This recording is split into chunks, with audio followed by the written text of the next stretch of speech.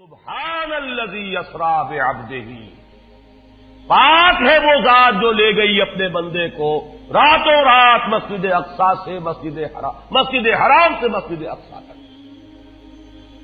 اگر یہ بات کسی انسان کی طرف منسوب ہوتی تو بات اور تھی، اگر یہ فعل حضور کی طرف منسوب ہوتا کہ حضور گئے تو بات اور تھی کہ میں آیا نہیں لایا گیا ہوں، حضور گئے نہیں لے جائے گئے ہیں، اور لے جانے والے وہ ذات ہے سبحان الذی اسری، وہ پاک ہے ہر عیب سے، ہر نقص سے، ہر ذوق سے، ہر کوتاہی سے، وہ منزہ ہے، اعلیٰ ہے، عرفہ ہے، بالا تر ہے، لہذا اس کی قدرت سے یہ ہرگز بعید نہیں کہ وہ اپنے بندے کو راتوں رات مسجد حرام سے مسجد اقصی اور پھر مسجد اقصی سے سدرۃ المنتہا تک لے جائے اور واپس لے آئے اور پھر مسجد حرام میں پہنچا دے۔ اور بعض روایات میں آتا ہے کہ وضو کا پانی ابھی بہ رہا تھا اور کنڈی جو ہے حضور کے مکان کی وہ ابھی ہل رہی تھی، معلوم ہوا وقت نہیں گزرا۔ میں کچھ بیان کروں گا، میرے بیان کرنے میں کچھ کمی اور بیشی ہونے کا اندیشہ ہے۔ اگر ہم اتنے خوش قسمت ہیں کہ وہ واقعہ ہمارے پاس ایک مفصل حدیث کی شکل میں موجود، اور حدیث بھی دوسرے یا تیسرے طبقے کی کتابوں کی نہیں، متفق علیہ، جس میں روایتاً جیسا کہ میں نے عرض کیا جس کا پایا تقریباً قرآن کے برابر، اور اس حدیث کے راوی ہیں حضرت مالک ابن صعصعہ رضی اللہ تعالی عنہ۔ ان کے بارے میں ایک بات ہے بڑی اہم، وہ نوٹ کر لیجئے۔ یہ انصاری صحابی ہیں، ان میں سے نہیں ہے کہ جنہیں حدیثیں بیان کرنے کا کوئی زیادہ شوق رہا ہو، یہ غالباً واحد حدیث ہے جو انہوں نے بیان کی، اور انہیں اس سے نہایت شغف تھا، نہایت محبت کے ساتھ انہوں نے اس کو محفوظ کیا تھا، اس کے ایک ایک لفظ کی حفاظت کی تھی۔ چنانچہ بعض دوسرے وہ صحابہ بھی جنہوں نے خود حضور سے یہ بات سنی ہوئی تھی، اب ایک تو وہ خود براہ راست روایت کر رہے حضور سے کہ ہم نے سنا، حضرت انس ابن مالک رضی اللہ تعالی عنہ خود، لیکن وہ صحابہ بھی ان کی خدمت میں خاص طور پر حاضر ہو کر ان سے اس روایت کو سنتے تھے، اس لیے کہ اس روایت میں ان کا درجہ بہت بلند ہے، ان کو اس سے بہت شغف تھا، تو صحابہ جو براہ راست حضور سے سن چکے وہ بھی ان کے پاس جا کر خاص طور پر اس حدیث کو سنا کرتے تھے۔ چنانچہ یہ روایت جو متفق علیہ ہے، یہ امام بخاری جو اس کو لائے ہیں عن قتادہ عن انس بن مالک عن مالک ابن صعصعہ رضی اللہ تعالی عنہم، حضرت انس ابن مالک سے روایت موجود ہے مسلم شریف میں براہ راست ان سے، لیکن یہ اس روایت کو بیان کر رہے ہیں حضرت مالک ابن صعصعہ رضی اللہ تعالی عنہ کے حوالے سے۔ روایت کیا ہے؟ ان النبی صلی اللہ علیہ وسلم حدثهم عن لیلۃ اسری بہ۔ اب دیکھیے یہ مرفوع حدیث ہو گئی، حضرت صعصعہ بیان فرما رہے ہیں کہ نبی اکرم صلی اللہ علیہ وسلم نے خود ہمیں سنایا، وہ حالات و واقعات سنائے جو اس رات کو پیش آئے جس رات کے انہیں لے جایا گیا۔ قال بینما انا فی الحطیم وربما قال فی الفجر، حضور فرماتے ہیں کہ میں اسی اثنا میں کہ میں حتیم میں تھا، اور ایک دوسری روایت میں الفاظ حجر آئے ہیں وہ بھی کہتے ہیں اسی حصے کو، مضطجعا میں لیٹا ہوا تھا، اذ اتانی آتن کہ اچانک میرے پاس ایک آنے والا آیا۔ یہ آنے والے کون ہیں؟ حضرت جبرائیل، یہ بعد میں واضح ہو جائے گا۔ فَاشْتَقَّ مَا بَيْنَ هَٰذِهِ إِلَىٰ هَٰذِهِ، حضور نے اشارہ فرمایا، اس نے یہاں سے یہاں تک میرا سینہ چاک کیا، یعنی من طفرت نہر ہی الی شعرت ہی، یہ جو گڑھا ہے حلق کا گڑھا، یہاں سے لے کر تیرے ناک تک سینہ چاک کیا، فاستخرج قلبی، اور میرا دل نکالا، ثم اعطیت بطست من ذهب مملوء ایمانا فغسل قلبی، پھر ایک تشت لایا گیا سنہری جو ایمان سے مملوء تھا، بھرا ہوا تھا، تو پھر اس کے ذریعے سے میرے اس قلب کو، سینے کو دھویا گیا، ثم غسل ثم اعید، وفی روایت اس کے بعد اس کو لوٹا دیا گیا اور پھر وہ زخم بھی سی دیا گیا۔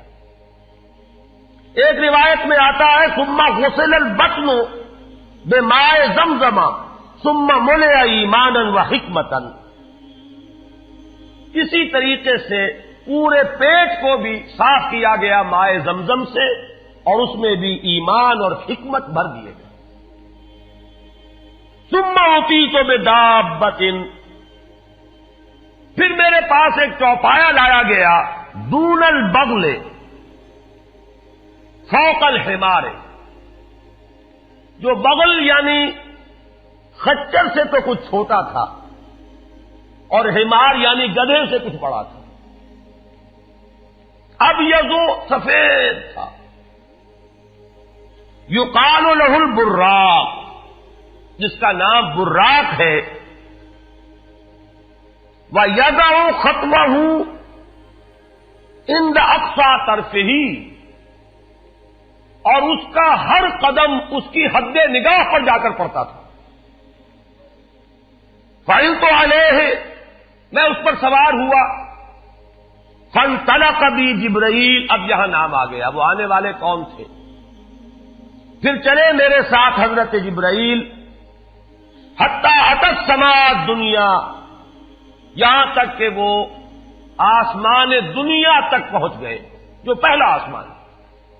اب یہاں دیکھیے وہ روایت میں جو زمینی سفر کا درمیانی حصہ ہے وہ رہ گیا، دوسری روایات سے ہم اس کو جوڑ کر جمع کریں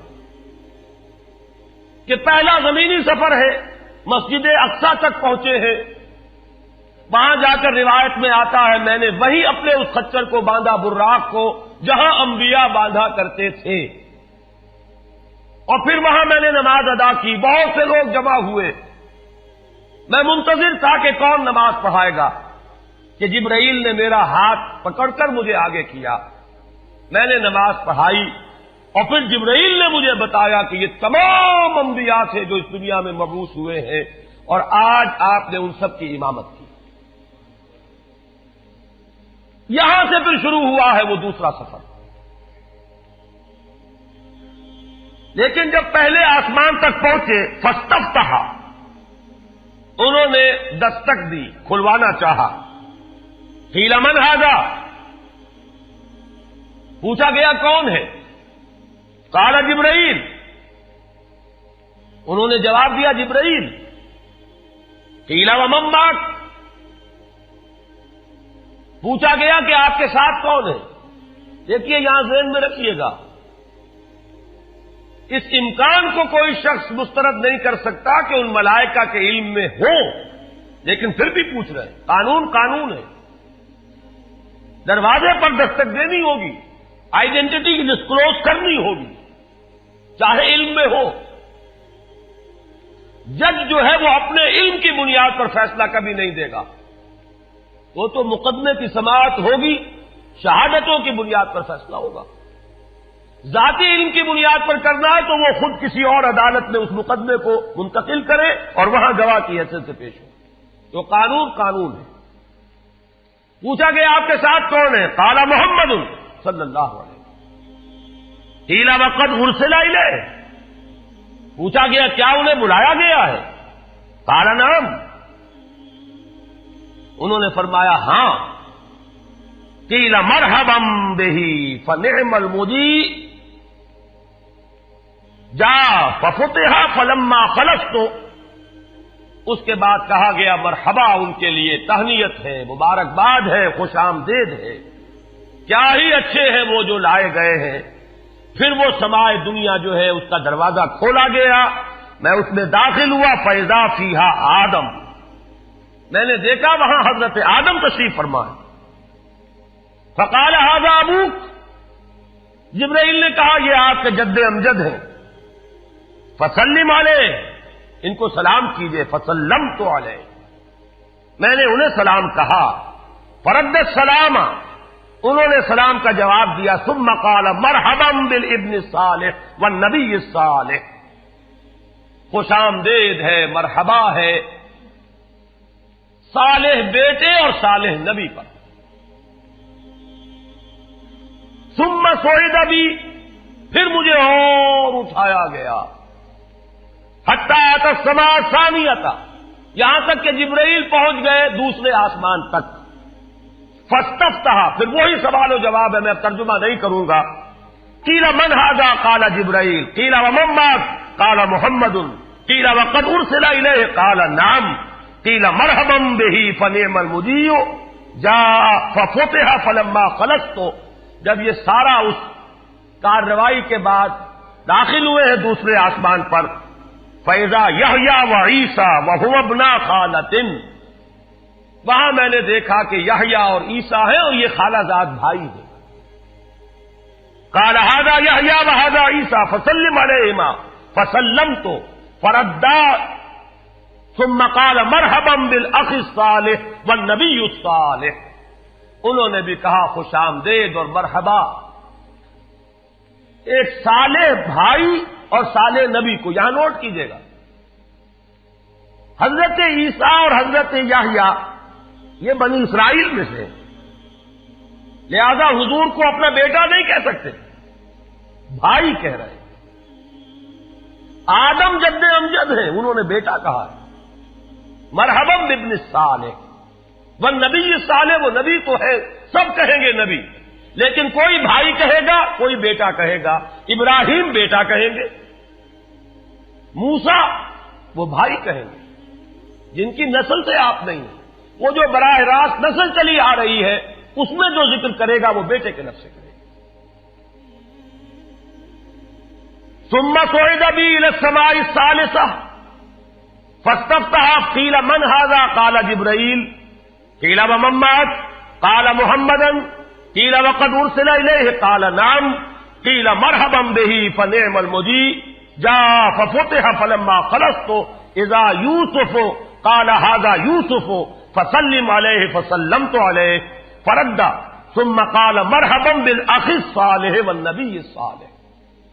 اب مجھے ترجمے کی ضرورت نہیں ہے، ایک مرتبہ بات آپ نے سمجھ لی، اب تیزی کے ساتھ میں اس حدیث کو پڑھ دینا چاہتا ہوں۔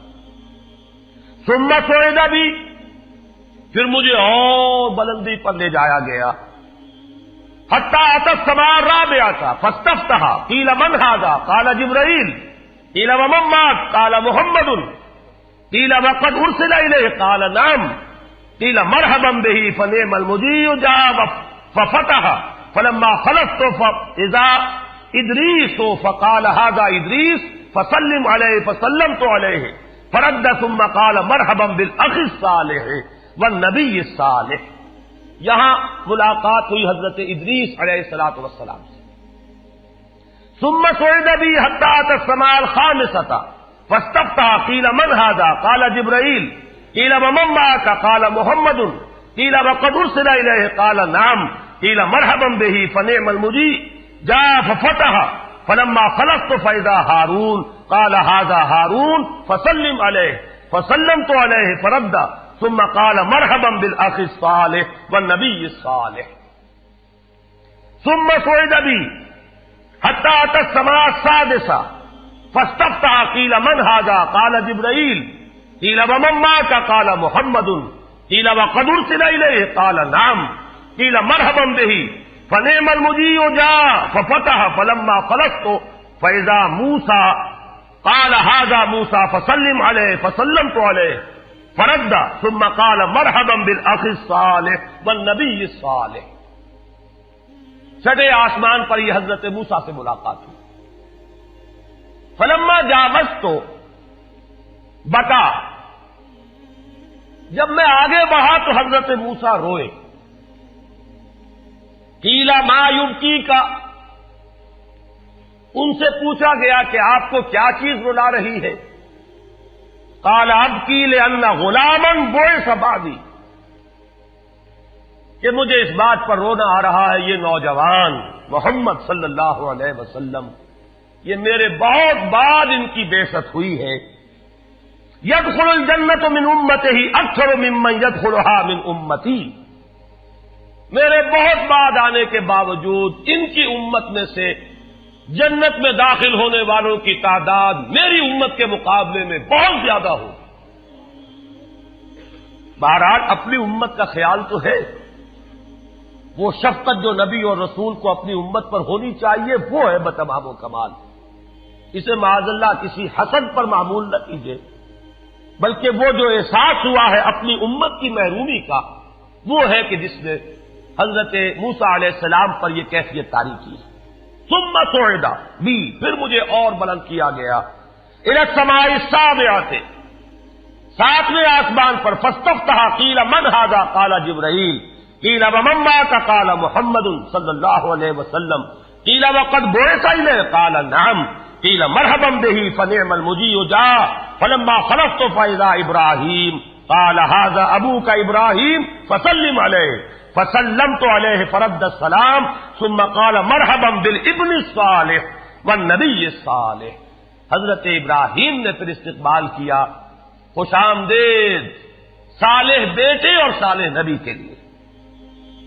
ثم رفعت، اب ذرا یہاں نوٹ کیجئے گا، یہاں صعد تو نہیں آیا، صعد بھی نہیں آیا، رفعت. پھر مجھے اور بلند کیا گیا الی سدرۃ المنتہی، یہ سدرہ منتہا ہے جس کا ذکر ہے سورۃ النجم.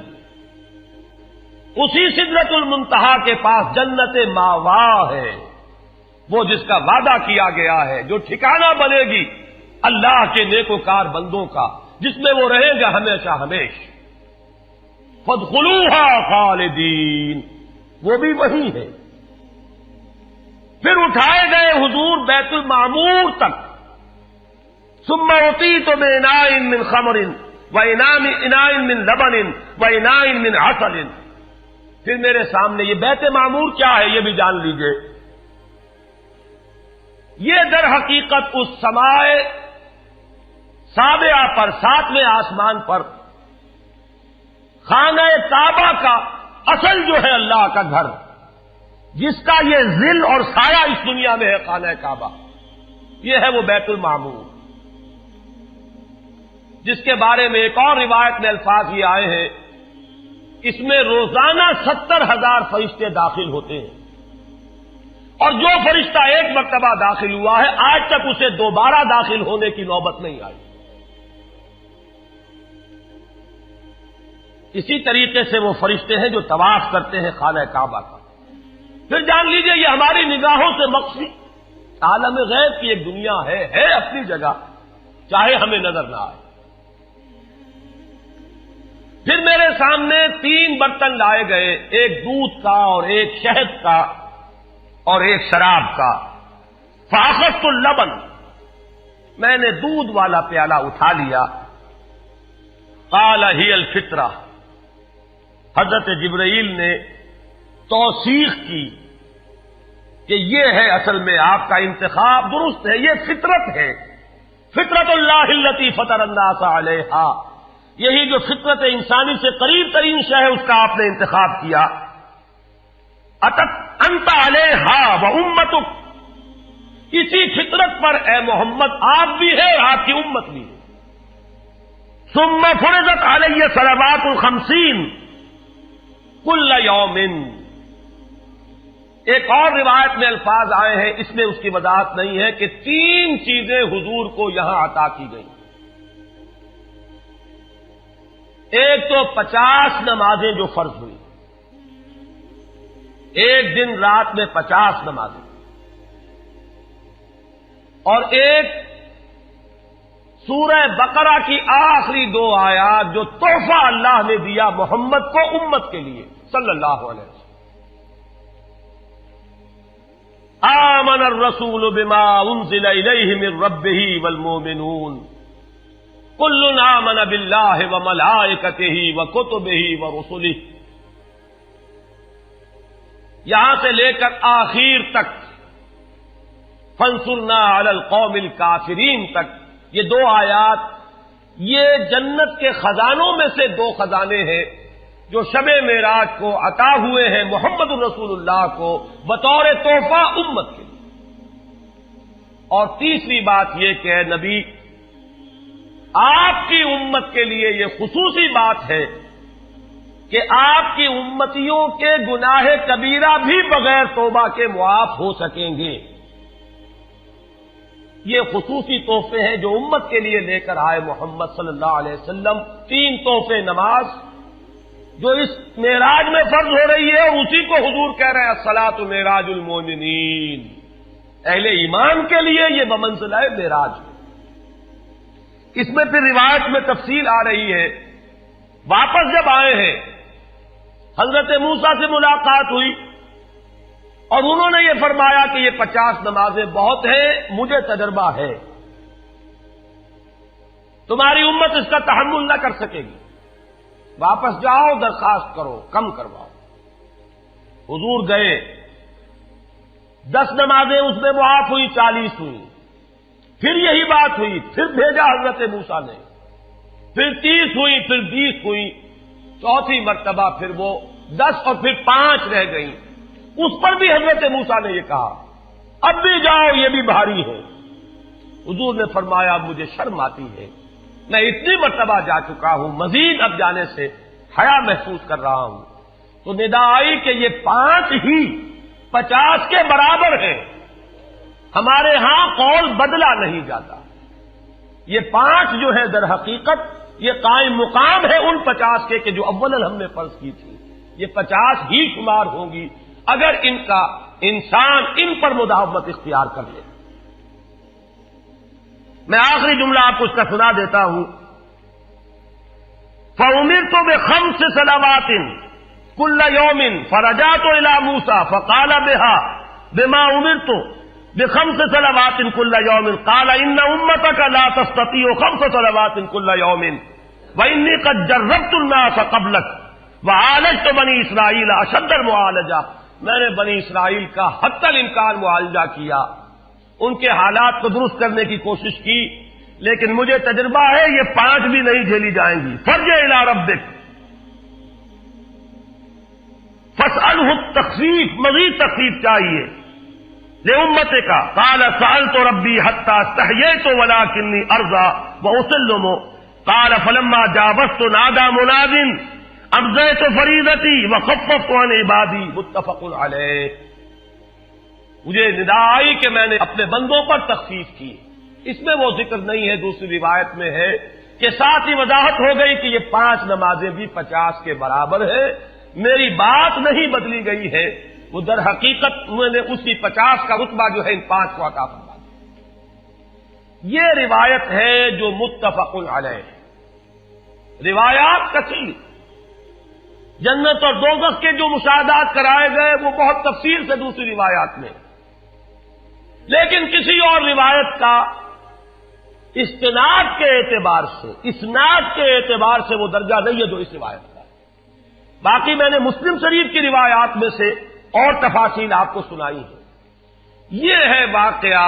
پھر حضور واپس آئے ہیں, وہیں بیت المسجد اقصی میں آئے ہیں, پھر واپس تشریف لائے ہیں, اور اس کا میں بیان کر چکا ہوں دوسری روایات میں کہ وقت بالکل نہیں گزرا, کہیں روک دیا گیا ہے, پوری کائنات کو کہیں تھام دیا گیا.